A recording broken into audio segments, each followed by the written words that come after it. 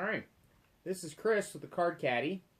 I'd say one of the most common questions we get when we're showing our product, the Card Caddy, at various cons and shows and other public events is, does it shuffle cards? So you can see the Card Caddy is a great discard tray, playing card case, keeps all your cards safe and organized, but unfortunately it does not shuffle cards. So what I thought I'd do is take a look at some of the older card shufflers I've been able to find out there, and then maybe in a future video or blog post I'll look at some of the newer ones, some of the kind of the state-of-the-art of the card shuffling technology. So probably one of the first good things to look at is how do people often shuffle cards. I'd say there's kind of three main ways that I know of people shuffling cards. First one is kind of the traditional riffle and bridge. So you split the cards into two halves, you riffle the cards together, you kind of interlace them together, and then if you're fancy you kind of do the bridge that brings them back down, or you can just do the riffle part and smush them back together. So most of the sources I've seen online say it takes about 7 times to fully randomize a deck when you're using this method. So let's see if this takes about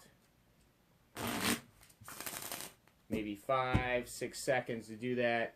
You're multiplying that by 7 times. You got to split it up each time. So maybe 30 seconds to a minute, depending on how fast you are to fully mix up the deck using that method.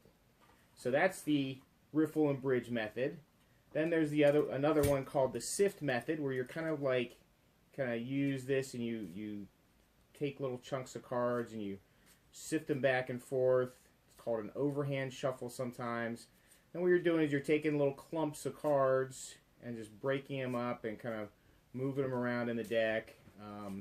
Doesn't take as much skill as the riffle and bridge method, but it definitely doesn't mix them up as well. That same video I was watching about how many times you need to shuffle using the riffle method said that you need to do this a couple thousand times to really randomize the deck, and that's because you're just taking big chunks and moving them around, whereas in the riffle method, hopefully, maybe not individual cards, but you're breaking the cards up into a lot little smaller pieces. So you've got maybe 2 or 3 cards that you're mixing up together, as opposed to the big chunks here with this overhand method.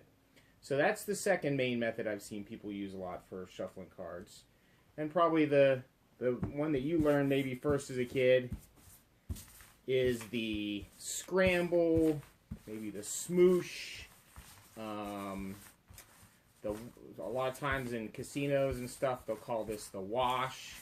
You just spread all the cards out and you mix them up. You play any games with kind of like tiles, like mahjong, dominoes, that kind of thing.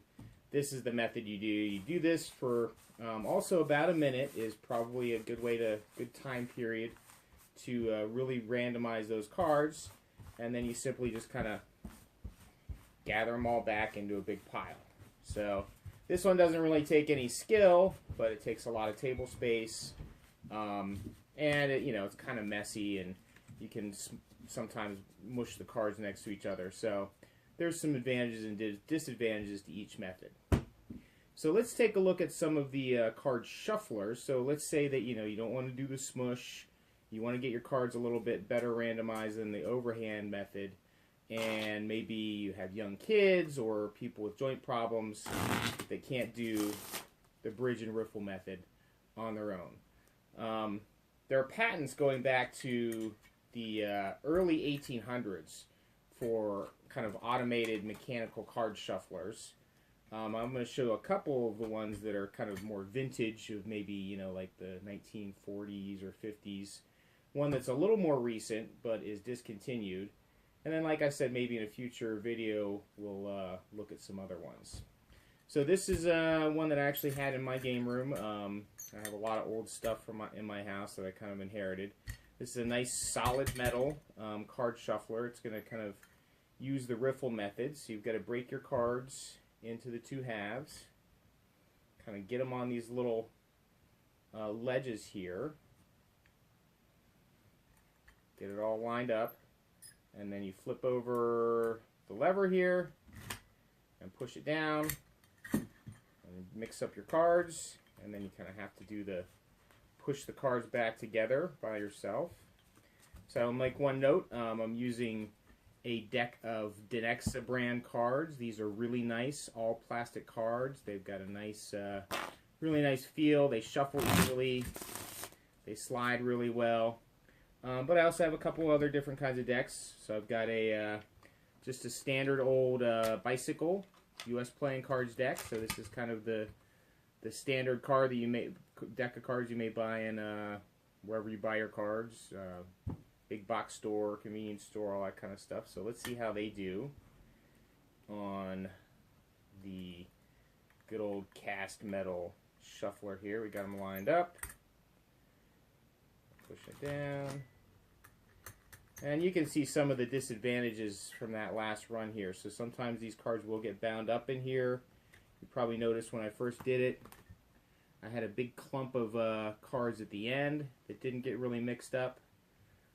So this one's nice. If you don't have the ability to do the bridge and riffle type of method, it gives you that help, but you definitely need to have a little practice with this.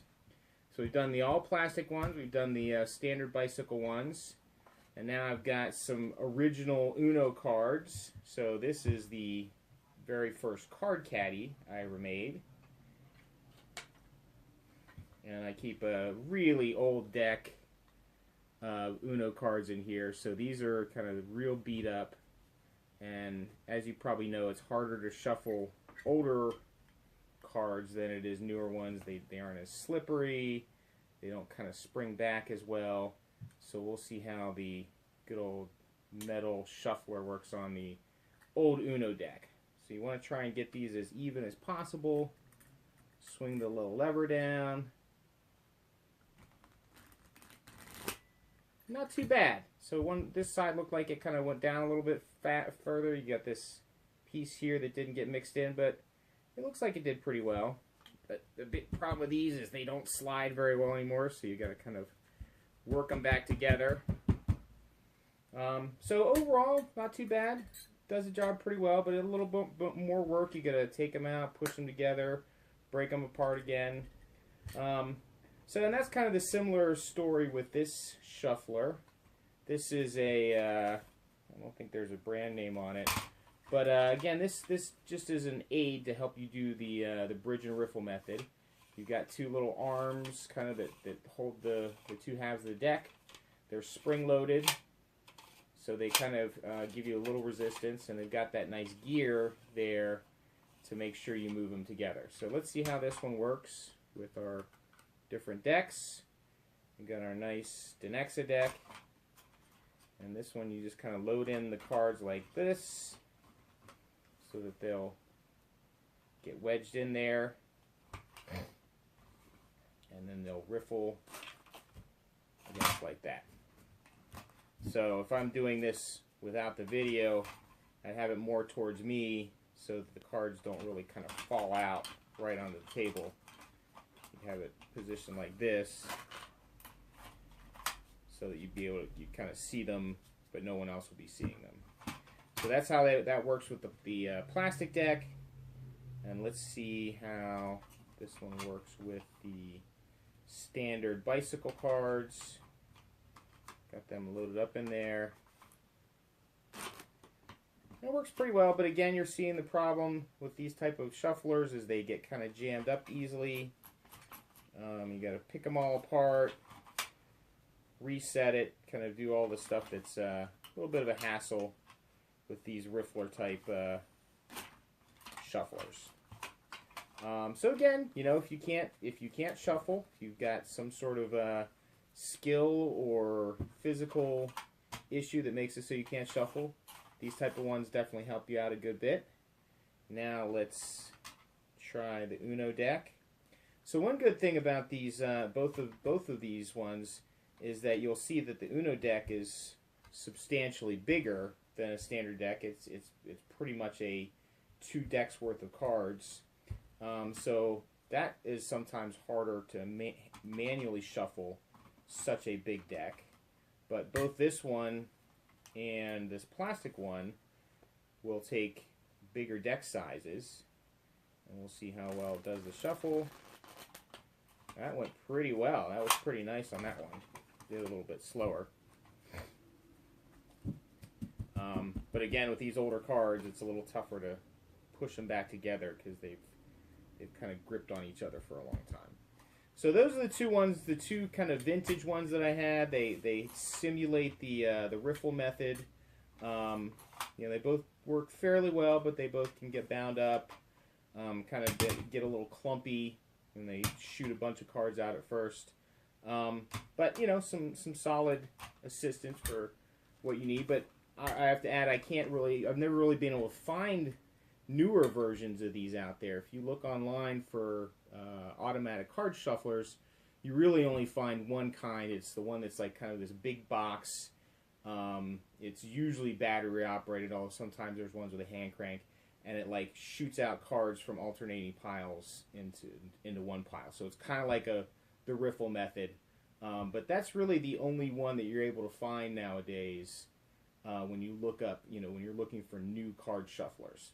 So if you want to find some of these older ones, this plastic one, I haven't actually seen any of these metal ones on eBay. I saw this one on eBay and Etsy and that kind of stuff. So you can definitely get these older vintagey ones. They're out there.